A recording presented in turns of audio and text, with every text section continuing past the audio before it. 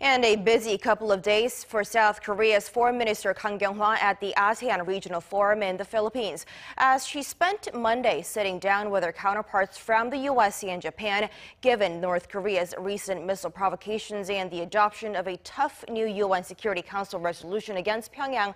Their talks mostly centered on North Korea, but other issues were also on the table. Our Connie Kim has it all covered from Manila.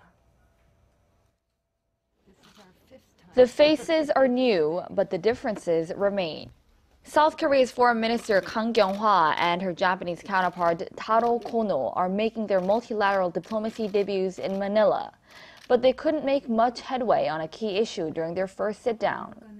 The talks merely serve to highlight how far apart the two countries are on the issue of the 2015 agreement on Japan's wartime sexual slavery. There are difficult issues between the two countries, but I hope we can communicate frequently and cooperate by bringing our respective wisdom together to resolve issues.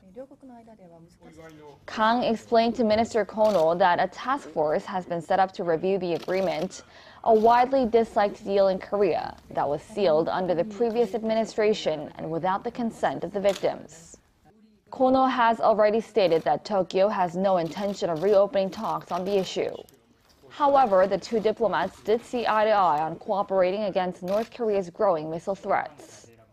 Working together to rein in Pyongyang was also the main focus of the Seoul, Washington, Tokyo Foreign Ministers meeting.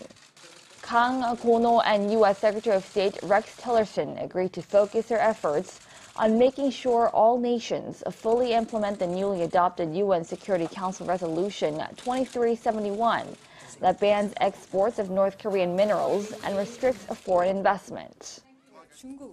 The resolution was adopted unanimously by the UN Security Council, including China and Russia.